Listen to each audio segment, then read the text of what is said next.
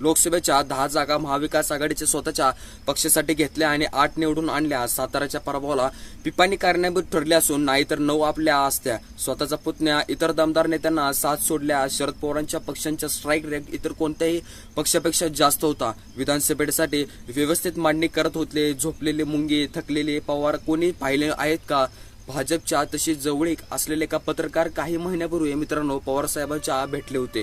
साहेबांना त्या पत्रकारांच्या वैचारिक भूमिका जवळीक हे सर्वच माहिती होतं. हे तरी सुद्धा त्यांना वास्तविकपणा विचारपूस केली होती. आपण ज्याच्या जवळचे आहोत तर ते आपल्याच कधीच आपलेपणासारखे वागत नसतात आणि ते विचारत सुद्धा नाहीत असं साहेब किती त्याने आस्थेने बोलत आहेत. अनुभव त्या पत्रकारास एकाच वेळी खंत वाटत आहे.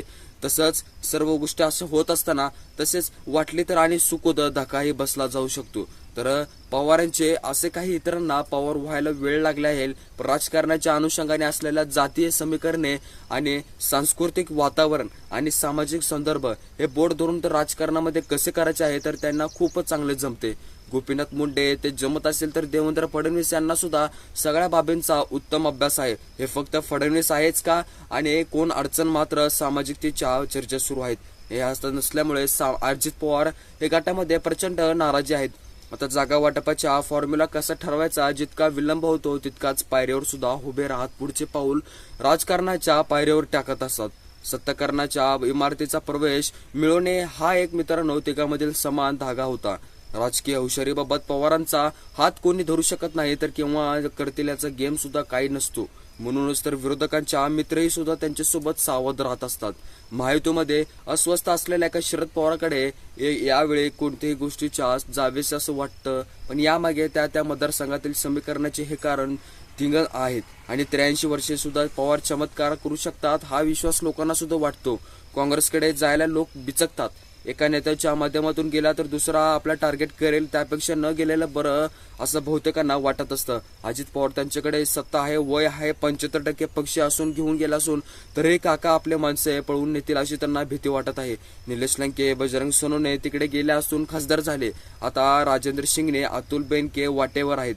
आणखी 4 आमदार सुद्धा वाटेवर आहेत. मोठ्या पवारांच्या गाडीत बसण्यासाठी बरेच इच्छुक असतात. अजित पवारांच्या घेतल्यापासून भाजपचा कोर कार्यकर्त्याचा डिस्टर्ब असल्याचा अनेकदा बोललेलं जात असून भाजपचा जागावाटकीचा प्रयत्न खूप आहे. त्यामुळे असं सर्व गोष्टी असं घडत असताना यावेळी आता जितकं होईल तितक्या मोठ्या साहेबांकडे आपल्या माणसं जाण्याचे प्रमाण वाढतच आहे. पण असं मनामध्ये खंत तर वाटणार ना, साहजिकच वाटतं. पुतण्याच्या गोटातील ही अस्वस्थ काकांच्या पायथ्यावर पडत असल्यामुळे शरद पवारांच्या सध्याच्या राजकारणामध्ये बारकाईने जर बघता येतो तर फडणवीस अजित पवार राजकारणामध्ये छेदण्याच्या आटोकाट प्रयत्न करत असल्यामुळे एकनाथ शिंदे त्यांना हात लावलेला नाही, उलट त्यांना त्या कारणांनी त्यांना भेटतच नाही.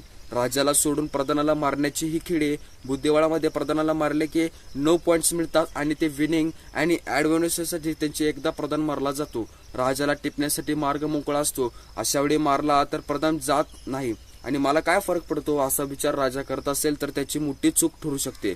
कारण नंतर लगेचच त्यांचा नंबर असतो तर त्याने त्याला लक्षात घेता पाहिजे होतं. असं सर्व गोष्टी घडत असताना कार्यकर्त्यांना सुद्धा चांगलेच दिवस आता दिसत आहेत. कारण कैलाश विजयवर्गीय, प्रल्हाद पटेल, फगनसिंह कुलस्ते पक्षांचे कार्यकर्त्यांशी नाळ जुळलेले मध्य प्रदेशातील नेते सध्या महाराष्ट्रामध्ये सक्रिय झालेले गेलेले होते. तरी सुद्धा विधानसभाच्या एका निवडणुकीसाठीचे केंद्रीय प्रभारी भूपेंद्र यादव, अश्विनी वैष्णव यांनी सर्व सूत्रे हाती घेतली होती. यादव हे 10 ते 12 वर्षापासून दिवसापासून पोटदुखीने कमालीचे त्रस्त आहेत.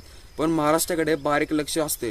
त्यांचे यादवचे हेडमास्टर आहेत. महाराष्ट्रातील भाजपच्या मुलांना त्याचेच ऐकावं लागतं. काही मुद्दे पटत नसल्यामुळे आपली गैरसोय होते असं वाटतं.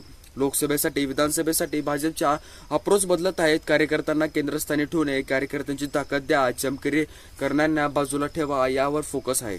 सत्तांतरीच्या चिवडेवाल्यांचे दिवस पुन्हा येतील का? पण विधान परिषदेचे नियम, विधान परिषदेचे कार्यकर्त्यांची सदस्याची संख्या, विधानसभेची संधी असे काहीतरी भाजपच्या अंतसंत गोटामध्ये शिजते असं म्हणत असतात. हा निर्णय तर आव्हान झालाही असेल पण अडचण चंद्रशेखर यांना बावनकुळेसोबत गेल्याशिवाय त्यांना तिकीट कापले होते. मग त्यांना विधान परिषदेवर घेऊन पुढे प्रदेशाध्यक्ष करता पुनर्वसन करण्यासाठी आले गेले होते. त्यांच्या कामठी मतदारसंघातून लढणार अशी चर्चा पक्षाची विधानसभा परिषदेमध्ये सदस्याबाबत निर्णय घेतला तर त्यांची अडचण तर निर्माण होईल. कामठीची जागा हेच त्यांनी जिंकू शकतात असा पक्षांचा सर्वे असतो. त्यामुळे विधान परिषदेच्या आमदारांना सरसकट निर्णय देणे भाजप नेतृत्वाला सोपे जाईल, असं आता प्रवीण चटके देत असतात. तर मित्रांनो, व्हिडिओ कसा वाटला? व्हिडिओ आवडल्यास व्हिडिओ लाईक करायला अजिबात विसरू नका. भेटूया अशा एका नवीन व्हिडिओमध्ये. तोपर्यंत बाय बाय.